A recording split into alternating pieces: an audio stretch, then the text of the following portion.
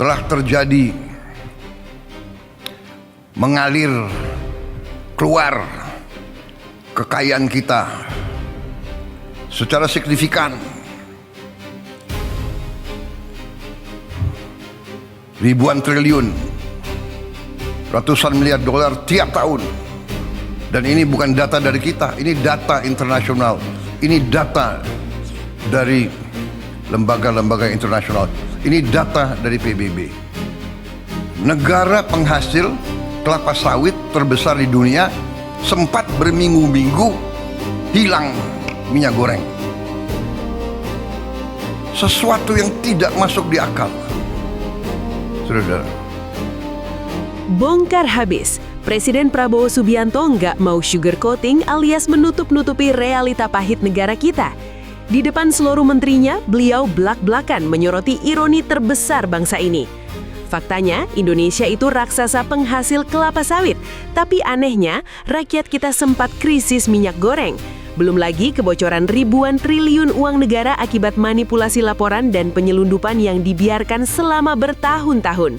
Gebrakan awalnya jelas, stop kebocoran. Pemerintah kini menabuh genderang perang melawan mafia ekonomi yang bikin rakyat menderita. Tidak ada lagi kompromi untuk mereka yang mempermainkan perut rakyat. Kita paham, seluruh bangsa paham. Pastikan kalian menyimak selengkapnya secara utuh cuplikan dari pidato Presiden Prabowo. Kita paham bahwa lapangan kerja kita kurang. Kita paham masih banyak kemiskinan ekstrim. Kita paham, ini semua masalah kita paham. Kita mengerti. Justru ini yang kita dipilih, diberi mandat untuk kita selesaikan. Kita paham ada ketimpangan di masyarakat kita. Tapi terus terang saja saya katakan di mana-mana, saya sendiri sebagai presiden, sebagai yang diberi mandat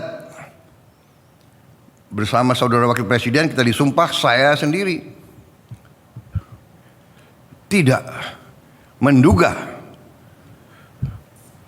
sesungguhnya betapa beberapa masalah itu sangat di luar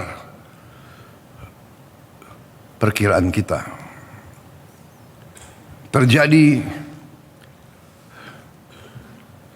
suatu distorsi terhadap perekonomian kita. Telah terjadi mengalir keluar kekayaan kita secara signifikan, ribuan triliun, ratusan miliar dolar tiap tahun, dengan praktek-praktek under invoicing, pemalsuan laporan. Under invoicing adalah pemalsuan laporan perdagangan. Praktek-praktek transfer pricing, praktek-praktek penyelundupan, hal-hal yang sesungguhnya sungguh tidak masuk akal dan sesungguhnya tidak adil bagi bangsa kita.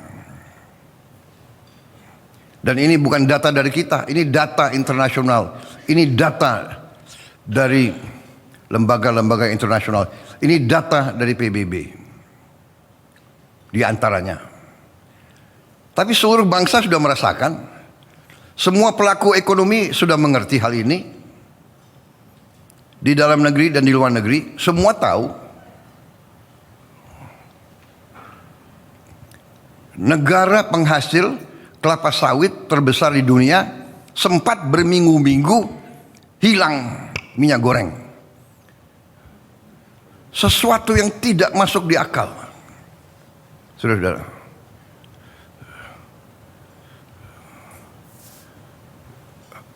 Jadi saudara-saudara, kita dihadapi dengan masalah yang sangat besar.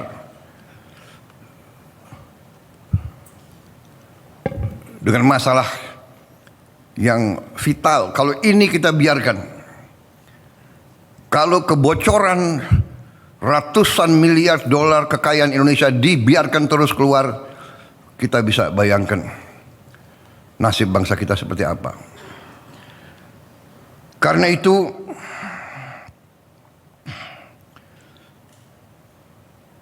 saya ingatkan, kita diberi mandat untuk menyelesaikan masalah, dan seharusnya kita bangga bahwa ternyata dalam kurun waktu ini telah banyak masalah dan kesulitan yang telah kita selesaikan. Mungkin hitungan kita terakhir lebih dari 108 masalah, 110 masalah yang kita selesaikan dalam 1 tahun lebih, 18 bulan pemerintahan kita. Ini prestasi yang bukan kecil. Kita rendah hati. Kita tidak mau menupuk-nupuk dada. Kita tidak mau dan kita tidak boleh besar kepala, tidak boleh sombong. Itu watak kita sebenarnya, watak bangsa kita. Ojo dumeh. Tetapi kalau kita berprestasi, kita harus akui bahwa kita berprestasi. Tidak ada bangsa lain yang akan menghormati kita kalau kita tidak menghormati bangsa kita sendiri. Bangsa yang besar adalah bangsa yang bisa menghormati dan menghargai pahlawan-pahlawannya.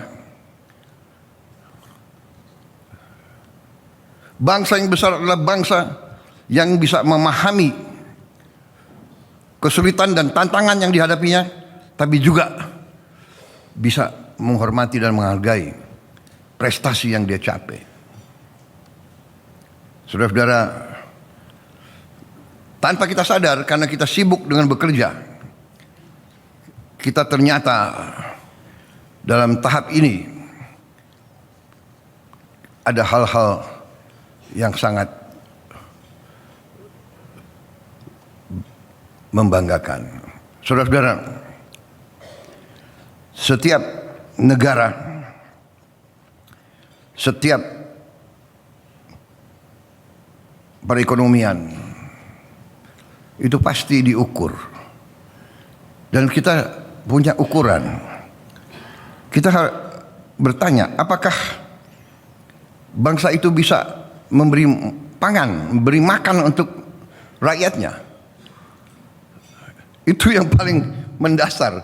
Untuk apa kita merdeka? Untuk apa kita punya NKRI? Kalau kita tidak bisa memberi yang paling dasar dari sebuah peradaban. Yang paling dasar adalah makan, pangan. Kalau ada orang-orang pintar mengatakan bahwa ada yang lebih penting dari perut yang lapar, ya saya persilahkan, saudara-saudara. Yang saya tahu dari sejarah ribuan tahun peradaban manusia, tidak ada masyarakat yang bertahan tanpa pangan. Punah. Peradaban punah kalau tidak ada makan. Untuk menjamin pangan perlu air, perlu lingkungan yang dilestarikan, perlu lahan yang subur, perlu kebijakan yang benar. Kita bertanya sekarang, apakah harga pangan terkendali?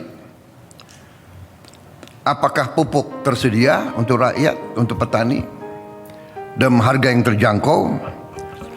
Kita bertanya, apakah anak-anak sekolah memperoleh makanan bergizi di sekolah? Saudara-saudara, saya diserang karena ingin memberi makan bergizi untuk anak-anak Indonesia, memberi makan untuk anak-anak Indonesia, untuk ibu-ibu hamil, untuk orang-orang lansia, dianggap pemborosan. Tapi ribuan triliun yang menguap, yang pergi dari bumi Indonesia tiap tahun selama 34 tahun, tidak ada komentar, tidak ada pakar yang protes, tidak ada investigasi,